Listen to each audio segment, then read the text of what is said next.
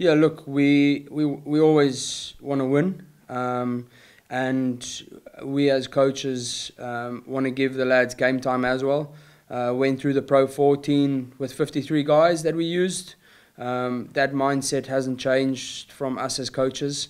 We want to give guys game time, so there will be some changes in the lineup, but continuity is a big thing. So we'll try and keep it as fluid as possible, if I can use that word. It is tough on him, and he knows it's tough on him as well. So I have spoken to him. He's hanging in there to the best that he can. I think a guy like Andre Pollard, who's come back on the weekend from similar injury, hasn't made it any easier on him. And I know they're good mates as well, so that probably got to him now as well. But look, he's got to go through it. He's got to now just hang in there. Rather do it this way than getting out on the pitch and playing another 7 minutes or 9 minutes and getting injured again. So he's just got to hang in there, and luckily we're all behind him, So yeah. So Thomas, he had a knee.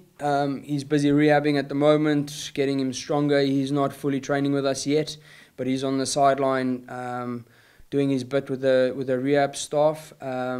So he's probably just a little bit off. And then Josh Wycherley is back, fully training with us now. He had a neck contusion. Am I saying it right? On the neck, which has now recovered. So he's fully training with us. He did some live scrums today, and he's looking good. I mean, you put the ball up in the air and you have to chase it, and you have 3 bites to the cherry. So either you go aerially, either you go back onto their breakdown, and then if they want to play it off that, that's your third spot where you can put a lot of pressure on them. So I think their first half was excellent from an Ulster point of view. They probably really look at themselves in the second half, but I think their blueprint is pretty much what they did on the first 40 minutes on the weekend against Leicester.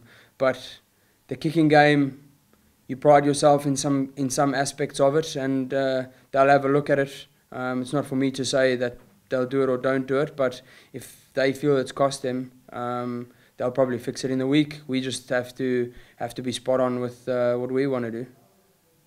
Yeah, it's gutting for RG. He's worked incredibly hard to get to where he is, and this is a setback for him, but he's a resilient character, and even seeing him around the place, he'll be all right. The lads will rally around him and lift the mood with him. I'm sure he's going to be down for a few days, but as I said, he's a resilient character. He'll bounce back. Yeah, frustrating. Last 12 months, I got was getting a bit of form, and then I got sparked out against England. I got back for the Toulouse game. I was quite happy with that, and then the Leinster game. Yeah, look, I was happy. I think I'm building nicely. That's how I can empathise with RG. I was lucky enough. I hadn't as long an injury, but I had a couple of setbacks coming back from it. I'd gone however many years without picking up any injury. I'd been very lucky, or very small things, and then it definitely tests your resilience. You learn a lot about yourself. You think you're back, and then all of a sudden something small goes and you get a calf strain and you're out for another 2 or 3 weeks, and they're just small setbacks, but when you're not used to them, you got to change your mindset and how you deal with it, and just keep using it as windows to grow as a player, and target those windows, and when you do get back, hit the ground running. I was happy with how I got back for the Toulouse game with European Rugby with Munster. Personally, obviously we lost the game, which wasn't ideal, obviously. And Leinster, yeah, look, it was a great team performance, and always happy to be part of that. Yeah, both points. Look, we knew we hadn't beaten them in quite a while, and we needed to break that cycle. That win gave belief to a lot of lads in the squad that wouldn't have beaten them before. But it was just good. I think it was more the performance that was the best thing about it. I thought we gave a great account of ourselves physically. We showed, I suppose, gave a bit of a blueprint how you go at teams like Leinster. You try to go at them physically and disrupt them, and I think it'll be a great learning curve for us going forward.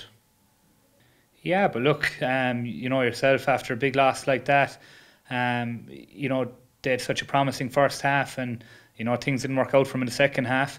They're going to be bitterly disappointed, but you know there's going to be backlash there. You know, Dan is going to have the lads rightly riled up to make up for last week. So I think we're in for a very tough test.